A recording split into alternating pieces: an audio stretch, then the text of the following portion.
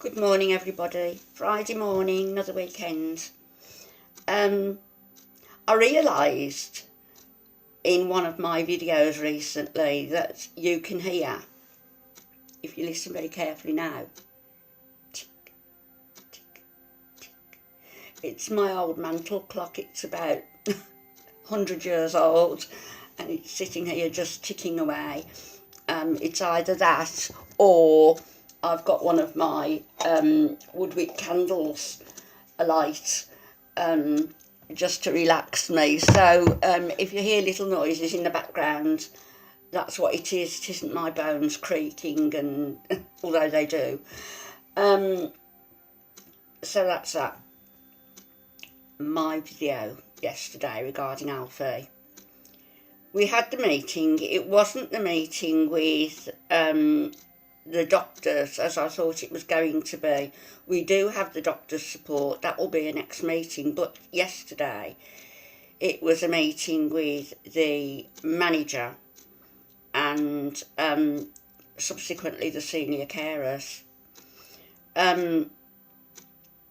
It's been decided now that whilst they're not putting Alfie's care straight back on, I think they want to, and they're going to have to justify it to the continuing healthcare people. Shouldn't have been taken off. Load of nonsense. And I argued the case about it yesterday and saying that yes, if Alfie is seeming to be settled and less agitated, it's because of the level of care he's getting. Take that level of care away and he's going to go downhill again, which he has done in the last week.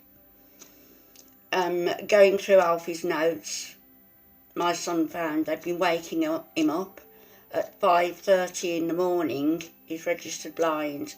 They've been waking him up at 5:30 to put bloody eye drops in. What a nonsense. I used to actually do that for him. If the nurse found it a bit difficult, she would say to me, do you mind doing them when you come in? Because he's less agitated with me, obviously, and I will do those. But they've been making him up 5:30 to do them. He's been very, very thirsty when the carer's gone in at 9, so he obviously hasn't been given drinks during the night, even though I ring up and I'm made to feel a nuisance for doing so. He's lost a stone in 2 months. He can't afford to lose that weight. He's gone so thin. I take lots of stuff in. I take soups, custards, cakes, biscuits, sandwiches. And of course, he can have what he wants from the kitchen there, as well as the meals they do for the residents. If there's something in particular a resident likes, then the advocate for that resident, in this case myself or my kids, we can go and say, Alfie likes such and such, can you make that for his tea? Or can you make that for his dinner? Which we do. But he's still lost weight, and I think, as I've said, I think that the carer who is looking after Alfie, whichever one it is, occasionally they will give up because it is a long process to get Alfie to eat. He can't ask for food. Sometimes he can't reach out for food. Does he even know it's there? You know, can he see it properly? These are all things that they should know, but it seems to go over their heads. So there's more notes, yet more notes being put in the booklet.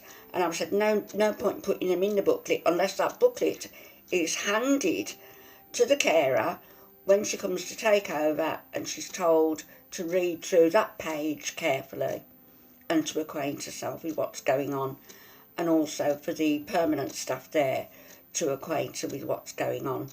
So that's been decided. That was done yesterday, and the one-to-one care, instead of being from 9 till 7 is going to be from 10 till 8, which means that during the hours that that carer isn't there, the permanent staff are going to have to watch Alfie very carefully, and if he's awake in the morning, they're going to have to get him up and shower him and change him and get him some breakfast.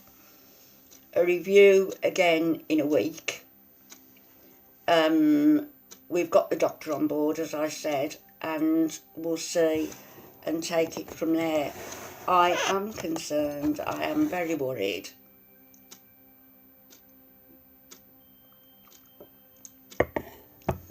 I'm very worried about the weight loss. And when I went after the meeting, my son and I went into Alfie's room, and he was sitting in his armchair, no sweater on or cardi, just a t-shirt and a vest. And, you know, it's cold enough to wear woolies here. So I hit the roof in a nice way. And I said, what's he doing sitting there without even anything on his arms? It's cold. The body temperature drops when somebody's sitting still or lying, you know. Put something on him. His eyes are closed. He's a little bit agitated. There's no drink there for him. What's going on? So behind me was my son, and behind my son was the manager. So she saw firsthand some of what we had to contend with. So I made Alfie a cup of caramel coffee, which he loves and was drinking, a full cup of milk, which he loves and drank. It was lunchtime then, so we left them to it at lunchtime because my son had to go to work and I had an appointment. So I'm going out of here shortly, and we'll see what the day brings. In the next 3 months, just over 3 months, I've got personally a very hectic, stressful time. Nothing I can really talk about, but got a court case coming up.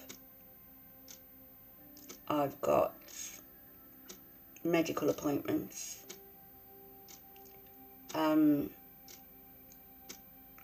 Notwithstanding the house, I can't even think about the house at the moment.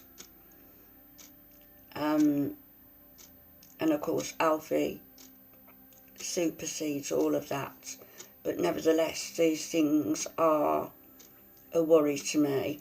I've got the dentist, I've got part of a root canal that still needs to be completed. My eyes, I've got a cataract now in one eye.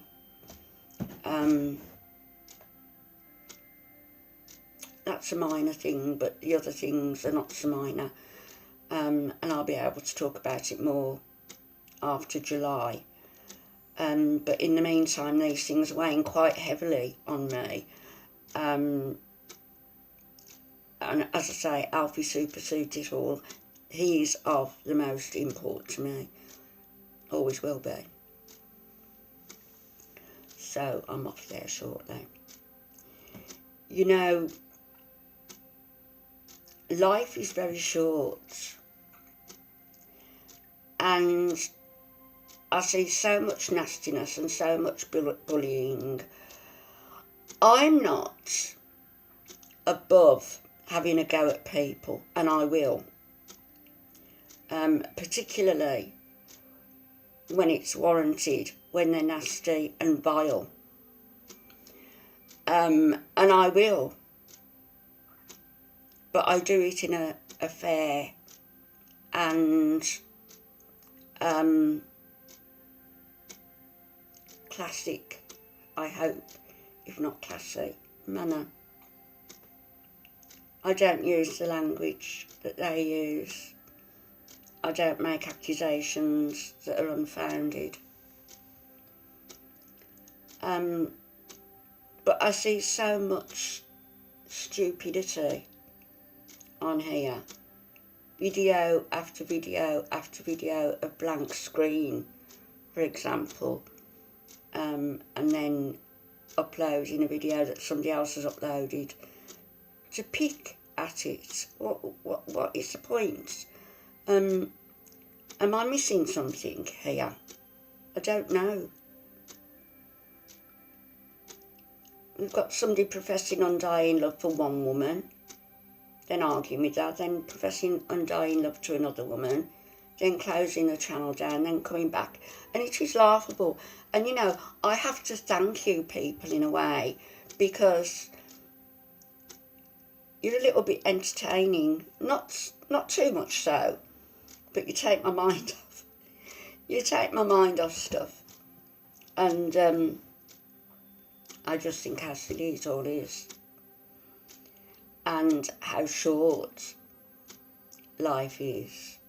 And shouldn't we be trying to improve our own lives, even if it's only by doing your nails and taking a long hot bath and going out for a walk. Improving your own life, or listening to some music. And when your own mood is lifted, somebody's just knocked my door, I'm not answering it this time in the morning. When your own mood is lifted, you're more inclined then to be pleasant to other people, I find. When I went into the nursing home yesterday, 2 of the nurses came out, put their arms around me and hugged me and chatted. And it's a genuine liking. I like them, they like me. There's a rapport there. Not with all of them there isn't, but with some of them there is. And when you have that with people, isn't it a good idea to build on it and to concentrate on that rather than concentrate on all the negative stuff that's going on? We seem to think that life is infinite, that we're going to go on forever and ever, particularly when young. And I was guilty of it. I was one of the most selfish people in some ways. And I pay for it now in my head, and I think, why? But you can't live in the past. But you think life is infinite, that you're going to go on forever, and that you can fit all this stuff in, and you can fit everything in, because you've got all the time in the world. But do you know what? You haven't. You haven't got all the time in the world. Who is to say that you've got tomorrow? You may not even have tomorrow. I always think one of my favourite little creatures, little insects, is the mayfly. And the mayfly only lives for one day. One day. That beautiful little creature has to fit a lifetime of living into one day. Think about that. I'll be back later. Have a great Friday, and do something today that's going to make tomorrow just that little bit better for you. I'll speak to you later. Bye-bye.